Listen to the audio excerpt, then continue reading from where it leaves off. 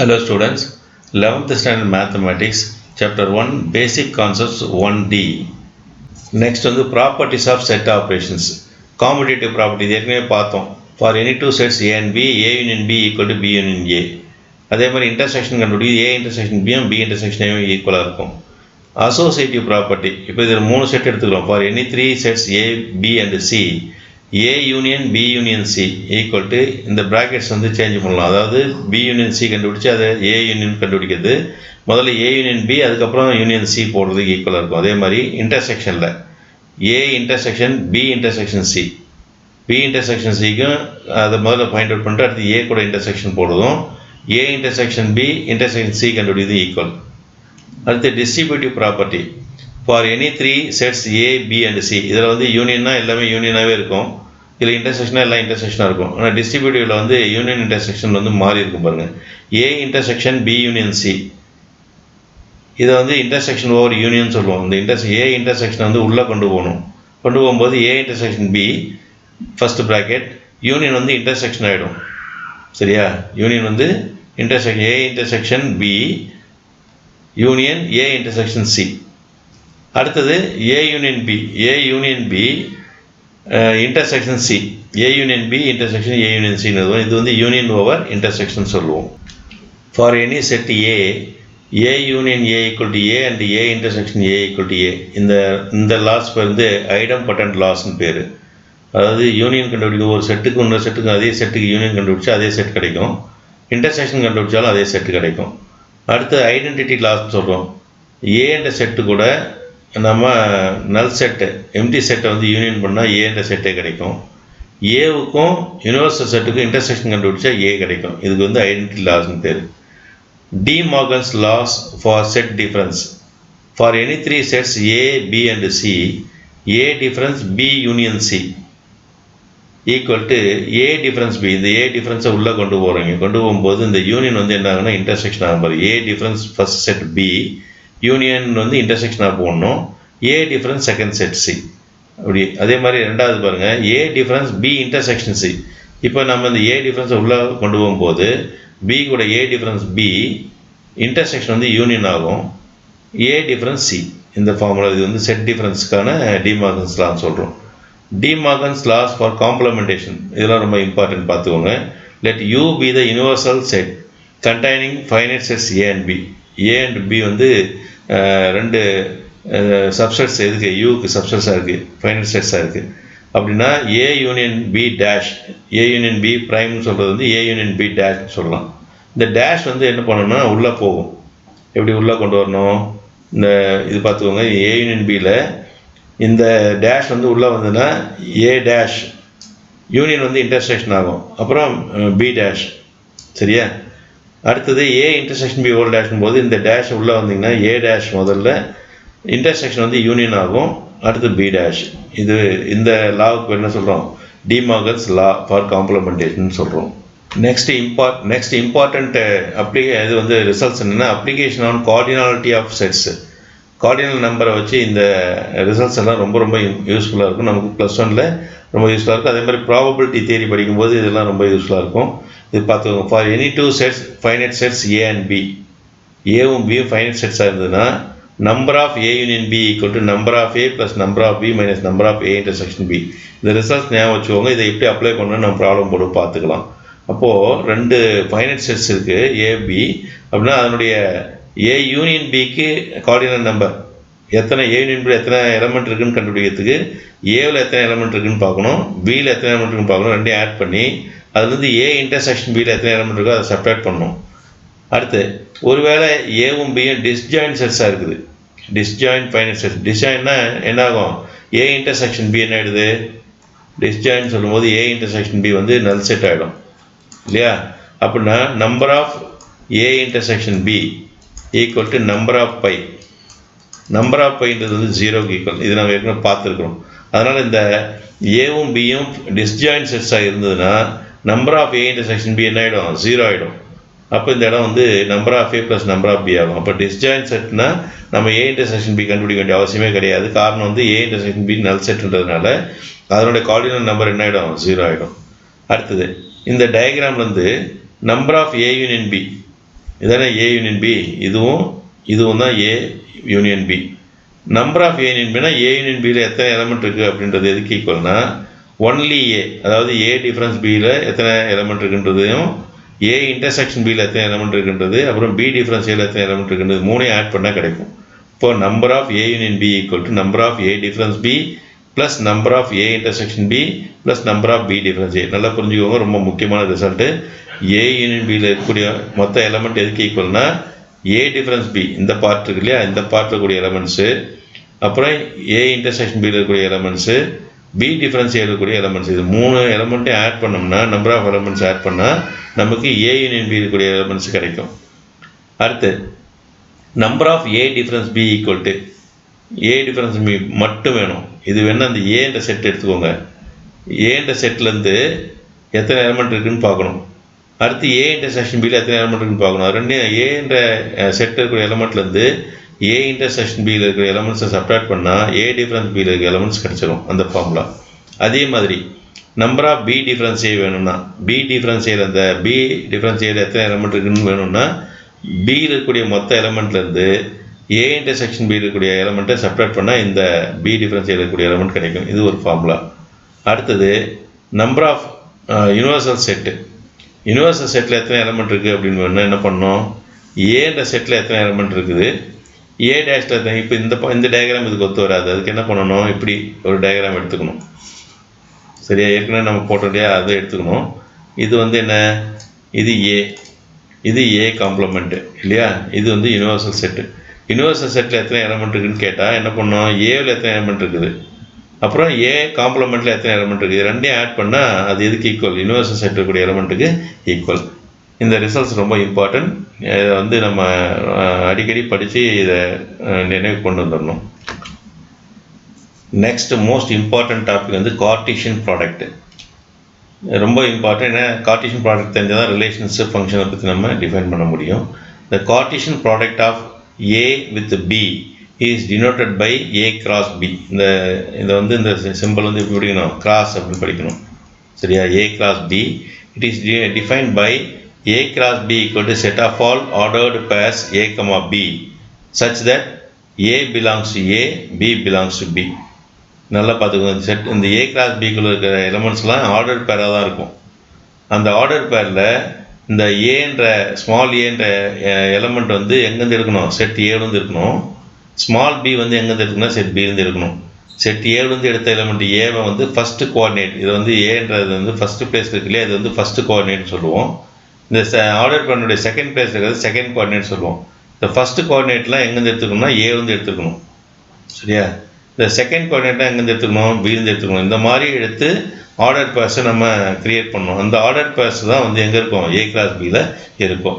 சரி, இதை வந்து நம்ம ஒரு எக்ஸாம்பிள் மூலமாக நம்ம பார்ப்போம்.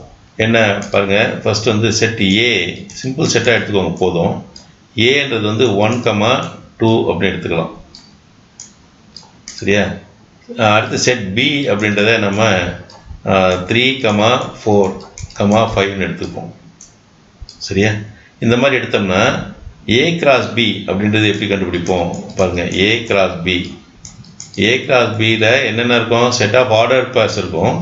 அந்த ஆர்டர் பேர்ஸ் எப்படி இருக்குன்னா ஃபஸ்ட்டு கோஆர்டினேட்டு எங்கேருந்து எடுக்கணும், ஃபஸ்ட் செட்லேருந்து எடுக்கணும்.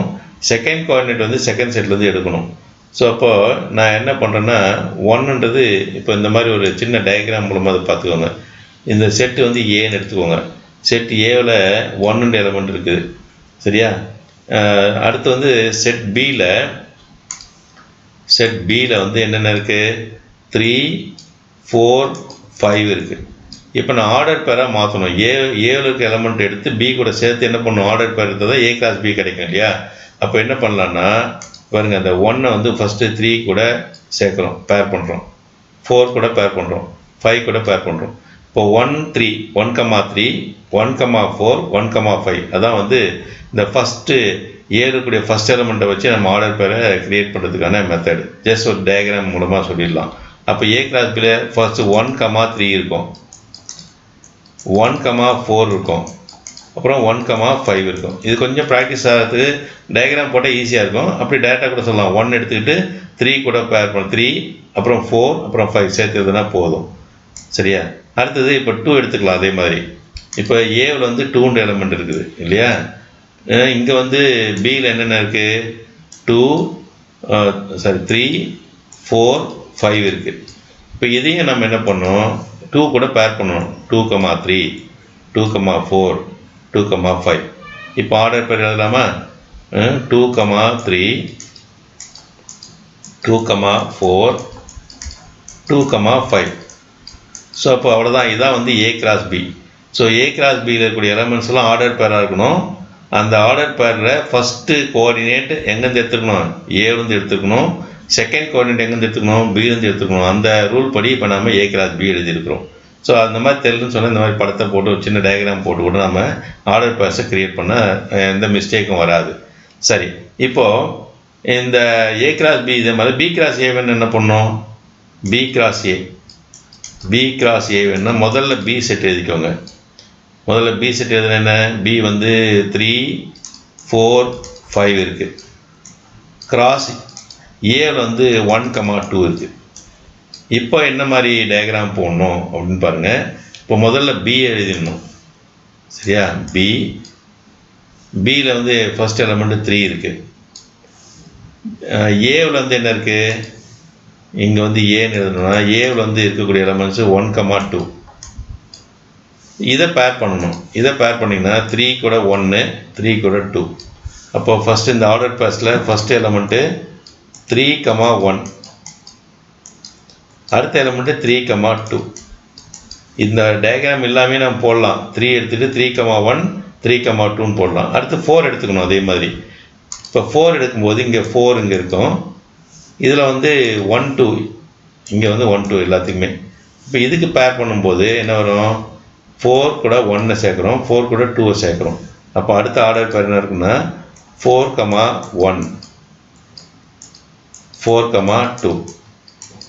பாருங்கள், 4 எடுத்துகிட்டு 4,1 4,2 எடுத்தாச்சு. அடுத்து இன்னொரு எலமெண்ட் இருக்கா? 5 இருக்குது. 5 இங்கே வந்து 1 2 அதே போல் தான். இதுக்கு பேர் பண்ணணும். இப்போ பேர் பண்ணும்போது 5 கூட 1 5 கூட 2. அப்போ அடுத்த ஆர்டர் பேர் என்ன வரும்? இங்கே வந்து 5,1 5,2. இதுதான் வந்து பி கிராஸ் ஏ. இப்போ பாருங்கள், ஏ கிராஸ் பியும் பி கிராஸ் ஏ ஈக்குவலாக இருக்கா? கிடையாது. ஏன்னா இங்கே ஆர்டர் பேரில் 1,3 இருக்குது, இங்கே 3,1 இருக்குது. 1,3யும் 3,1 ஈக்குவல் கிடையாது. சரியா? இந்த ஆர்டர் பேரில் 1,3 அப்படின்ற ஆர்டர் பேர் எதுக்கு ஈக்குவல் கிடையாது? 3,1க்கு ஈக்குவல் கிடையாது. ஏன்னா இங்கே 1 வந்து ஃபஸ்ட்டு இது 1ன்றது எங்கேருந்து எடுத்துருக்கோம்? ஏலேருந்து எடுத்துருக்குறோம். இங்கே 3 வந்து பிலேருந்து எடுத்துருக்கோம். அப்போ ஃபஸ்ட்டு கோஆர்டினேட்டு மாறி இருக்குது. ஃபஸ்ட்டு கோஆர்டினேட் மாறி இருந்தாவே இடம் மாறினாவே அது வந்து ஆர்டர் பேர்ஸ் ஈக்குவல் கிடையாது. சரியா? இது வந்து நம்ம ஞாபகம் வச்சுக்கலாம். அப்படின்னா ஏ கிராஸ் பியும் பி கிராஸ் ஏயும் ஈக்குவலானா ஏ கிராஸ் பியும் பி கிராஸ் ஏவும் இந்த செட்டை வச்சு நம்ம சொல்ல முடியாது, ஈக்குவல்னு சொல்ல முடியாது. ஸோ இப்போ நம்ம கண்டுபிடிச்ச இந்த கார்ட்டீசியன், இப்போ கண்டுபிடிச்சக்கூடிய கார்ட்டீசியன் ப்ராடக்ட்லேருந்து என்ன சொல்லலாம்? A cross B not equal to B cross A. இந்த ரிசல்ட்ஸ்லாம் பின்ன நம்ம பார்க்க போகிறோம். இப்போ நம்ம 2 செட்டுக்கு கார்ட்டீசியன் ப்ராடக்ட் டிஃபைன் பண்ண மாதிரி 3 செட்டுக்கு கார்ட்டீசியன் ப்ராடக்ட் டிஃபைன் பண்ணலாம். இங்கே வந்து அது வந்து ஆர்டர் பேராக இருந்தது. இப்போ A cross B cross C, the Cartesian product of A cross B cross C is defined by A cross B cross C equal to set of ordered triplet. இதுக்கு பேர் என்னது? Ordered triplet. அங்கே order பேர் வந்தது, 2 இருந்ததுனால order பேர் சொன்னோம். இங்கே வந்து 3 எலமெண்ட் இருக்கனால ஆர்டர் ட்ரிப்ளெட் சொல்கிறோம். இதுவும் அதே போல் தான். இந்த ஃபஸ்ட் எலமெண்ட்டு இங்கே இருக்கக்கூடிய இந்த ஏன்ற எலமெண்ட் இருக்கு இல்லையா? இந்த ஏன்ற எலமெண்ட் வந்து எங்கேருந்து எடுத்துக்கணும்னா ஃபஸ்ட்டு செட்டு ஏலேருந்து எடுத்துக்கணும், பி வந்து செகண்ட் செட்டு பிலேருந்து எடுத்துக்கணும், சின்றது தேர்ட் செட்டு சிலேருந்து எடுத்துக்கணும். ஸோ இந்த மாதிரி ஆர்டர் ட்ரிப்ளெட் எழுதும்போது ஃபஸ்ட்டு கோஆர்டினேட் வந்து ஏன்ற செட்டில் இருந்தும், செகண்ட் கோஆர்டினேட் பின்ற செட் வந்தும், தேர்ட் கோஆர்டினேட் வந்து சின்ற செட் வந்து எடுத்து நம்ம ஆர்டர் ட்ரிப்ளெட் ஃபார்ம் பண்ணால் அந்த மாதிரி எல்லா ஆர்டர் ட்ரிப்ளெட்டும் எதுக்குள்ளே இருக்கும்? ஏ கிராஸ் பி கிராஸ் சியில் இருக்கும். இது கார்ட்டீசியன் ப்ராடக்ட் ஆஃப் 3 செட்ஸ். ஒருவேளை இந்த ஏ கிராஸ் பி கண்டுபிடிக்கும் போது நமக்கு வந்து ஏதாச்சும் ஒரு செட் வந்து நல் செட்டாக இருக்குது, ஏ நல் செட்டாக இருக்குது, இல்லை பி நல் செட்டாக இருந்ததுன்னா அந்த கார்ட்டீசியன் ப்ராடக்ட் வந்து எதுக்கு ஈக்குவலாக இருக்குன்னா நல் செட்டுக்கு ஈக்குவலாக இருக்கும். இது ஞாபகம் வச்சுக்கணும். அப்போ நம்ம கார்ட்டீசியன் ப்ராடக்ட் டிஃபைன் பண்ணும்போது நான் எம்டி செட் தான் எடுக்கணும். நான் எம்டி செட் எடுத்தோம்னா நமக்கு வந்து கார்ட்டீசியன் ப்ராடக்ட்டு வேல்யூ கிடைக்கும். ஆனால் ஏதாச்சும் ஒரு செட்டு எம்டி செட்டாக இருந்தால் ஏ கிராஸ் பி என்ன ஆகிடும்? எம்டி செட் ஆகிடும். நெக்ஸ்ட் வந்து பாருங்கள் A cross A equal to set of all A comma B such that A comma B belongs to A. இது ரொம்ப முக்கியமான ஒரு ரிசல்ட். இதை நம்ம வேணால் வெரிஃபை பண்ணி பார்க்கலாம்.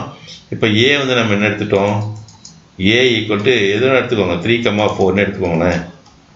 அப்போது ஏ கிராஸ் ஏ என்ன கிடைக்கும், ஏ கிராஸ் ஏ வந்து ஆர்டர் பேர்ஸ் தான். அந்த ஆர்டர் பேர்ஸில் ஏன்ற எலமெண்ட், அதாவது ஃபஸ்ட்டு கோஆர்டினேட்டும் செகண்ட் கோஆர்டினேட் ரெண்டுமே எங்கேருந்து தான் இருக்கணும், ஏன்னு தான் இருக்கணும். ஏ கிராஸ் ஏன்னா 3,4 கிராஸ் 3,4. இப்போ பார்த்துக்கோங்க 3,4 3,4னா 3 எடுத்துகிட்டு 3 கூடயும் 4 கூடயும் நம்ம ஆர்டர் பேராக எழுதணும். அப்போ 3,4 அடுத்தது 3,4 கிடைக்கும்.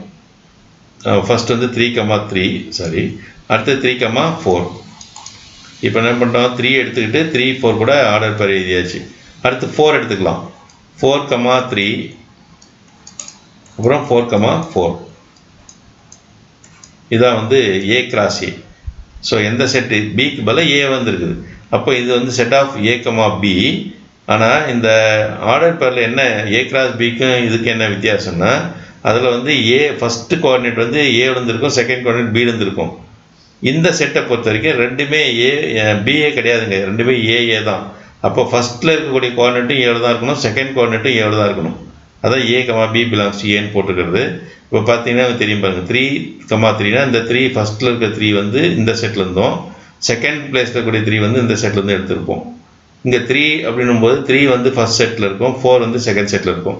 இந்த ஒரு கான்செப்ட் ஞாபகம் வச்சுக்கோங்க. ஏ கிராஸ் ஏ வரும்போது அந்த ஆர்டர் பண்ணக்கூடிய ரெண்டு எலிமெண்ட்ஸுமே எதோட எலிமெண்ட்டாக இருக்குன்னா செட் ஏவோட எலிமெண்ட்டாக தான் இருக்கும். இது ரொம்ப இம்பார்ட்டன்ட் ரிசல்ட் நமக்கு. அடுத்தது A1, B1 ஆர்டர் பெறும், A2, B2 ஆர்டர் பெறும். எப்போ ஈக்குவலாக இருக்குன்னா, இந்த A1 A2 ரெண்டும் ஈக்குவலாக இருக்கணும். அதே மாதிரி இந்த B1 B2 எப்படி இருக்கணும், ஈக்குவலாக இருந்ததுன்னா தான் இந்த ஆர்டர் பேர் ரெண்டும் ஈக்குவலாக இருக்கும். ஏன்னா இப்போ நம்ம யூஸ்வலாக சொல்லியிருக்கோம் இல்லையா, 1, 2 அப்படின்ற ஆர்டர் பேர் நாட் ஈக்குவல் டு 2, 1ன்னு சொல்லியிருக்கோம். சரியா, ஆர்டர் பேர்ஸ் பொதுவாக வந்து 1, 2ம் 2, 1ம் ஈக்குவல் கிடையாது.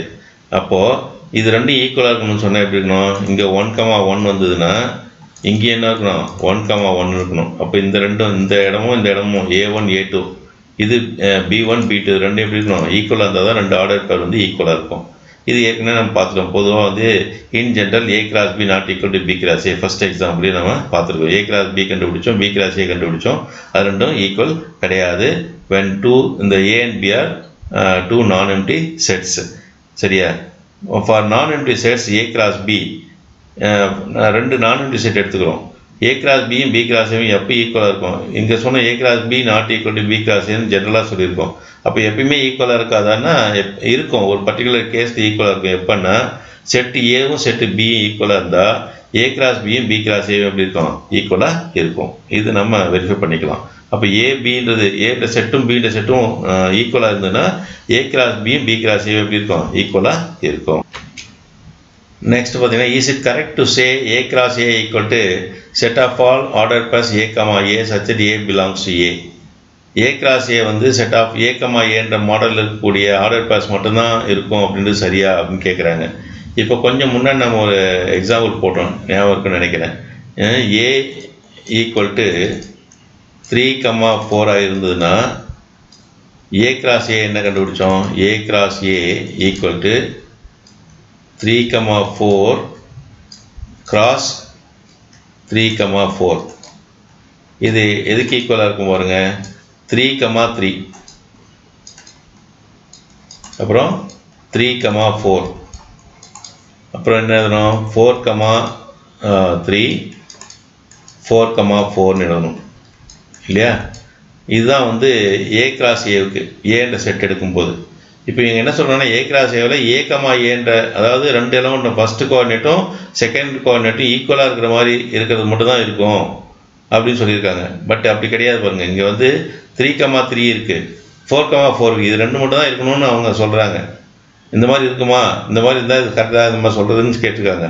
ஆனால் நமக்கு அது இல்லாமல் 3, 4 வந்திருக்கு, 4, 3 எலமெண்ட் வந்திருக்கு. அதனால் இந்த ஸ்டேட்மெண்ட் வந்து is not correct. Because A cross ஏன்ற டைப்பில் இருக்கிற ஆர்டர் பேர் மட்டும் இருக்காது. ஏ கிராஸ் ஏ கண்டுபிடிக்கும் போது இந்த மாதிரி எலமெண்ட்ஸும் நமக்கு வரும். அதனால் இட் இஸ் நாட் கரெக்ட். சரியா, இது வந்து என்ன சொல்லலாம், நாட் கரெக்ட்னு சொல்லலாம். ஸோ இந்த எக்ஸாம்பிள் ஞாபகம் வச்சுக்கோங்க. அடுத்தது A cross B is a subset of ஆர்னு சொல்கிறாங்க. இப்போ நம்ம எடுக்கக்கூடிய எல்லா ஏன்ற சப்செட், ஏன்ற செட்டு, பின்ற செட்டு எல்லாமே எதோட சப்செட்ஸு? ஆரோட சப்செட்ஸு. அப்படின்னா ஆர் கிராஸ் ஏ கண்டுபிடிச்சோம்னா அதோட சப்செட் எது இருக்கும்? ஏ கிராஸ் பி இருக்கும். ஸோ அடுத்த property, if A and B are finite, number of A cross B equal to number of A into number of B. இப்போ இதுக்கு ஃபஸ்ட்டில் ஒரு எக்ஸாம்பிள் நம்ம கொடுத்தோம் பாருங்க. A equal to, for example A equal to 1 2 3 ஏதோ ஒன்று எடுத்துக்கோங்களேன், இப்போ கூட பரவாயில்ல. அடுத்தது பி ஈக்குவல் டு 4, 5 இந்த மாதிரி சொல்கிறோம். இப்படின்னா நம்பர் ஆஃப் ஏ எவ்வளோ? நம்பர் ஆஃப் ஏன்னா கார்டினல் நம்பர் ஆஃப் ஏன்ற செட்டில் எத்தனை எலமெண்ட் இருக்குது? 3 எலமெண்ட் இருக்குது. நம்பர் ஆஃப் பின்ற செட்டில் எத்தனை எலமெண்ட் இருக்குன்னா 2 எலமெண்ட் இருக்குது. அப்போ ஏ கிராஸ் பியில் எத்தனை எலமெண்ட் இருக்கும் அப்படின்னு கண்டுபிடிக்கிறது என்ன பண்ணணும்? நம்பர் ஆஃப் ஏவே நம்பர் ஆஃப் பியை மல்டிப்ளை பண்ணால் கிடைக்கும். நம்பர் ஆஃப் ஏ எவ்வளோனா 3 இன்ட்டு நம்பர் ஆஃப் பி எவ்வளோ? 2. அப்போது 3 × 2 வந்து 6. இங்கே பார்த்துக்கோங்க, இங்கே வந்து செட்டுக்குள்ளே கிராஸ் அந்த சிம்பிள் போட்டுக்கோம். இது வந்து கிராஸ்ன்னு படிக்கணும். இது வந்து ப்ராடக்ட் பிட்வீன் 2 நம்பர்ஸ், அதனால் இது வந்து ஆர்டினரி ப்ராடக்ட் தான். Number of A into number of B, 3 × 2 வந்து 6 எலமெண்ட் இருக்கும். அப்போ ஏவில் வந்து 3 எலமெண்ட்டும் பின்ற செட்டில் 2 எலமெண்ட்டும் இருந்ததுன்னா ஏ கிராஸ் பியில் எத்தனை எலமெண்ட் இருக்கும்? 6 எலமெண்ட் இருக்கும். அதே மாதிரி தான் இதுவும் 3 செட் எடுக்கிறோம், ஏ கிராஸ் பி கிராஸ் சிக்கு. அப்போ இதுக்கு கார்டினல் நம்பர் கண்டுபிடிக்கணும். ஏ கிராஸ் பி கிராஸ் சிக்கு கார்டினல் நம்பர் வேணும்னு சொன்னால் cardinal number of A into cardinal number of B into cardinal number of C. ஏன்ற செட்டில் எத்தனை எலமெண்ட் இருக்குது இன்ட்டு பி செட்டோட எலமெண்ட்டு, சி செட்டில் இருக்கக்கூடிய எலமெண்ட்டு, இதெல்லாம் மல்டிப்ளை பண்ணால் number of A cross B cross C கிடைக்கும். ஸோ இதெல்லாம் வந்து இம்பார்ட்டன்ட் ரிசல்ட்ஸ், ஞாபகம் வச்சுக்கோங்க. தேங்க்யூ.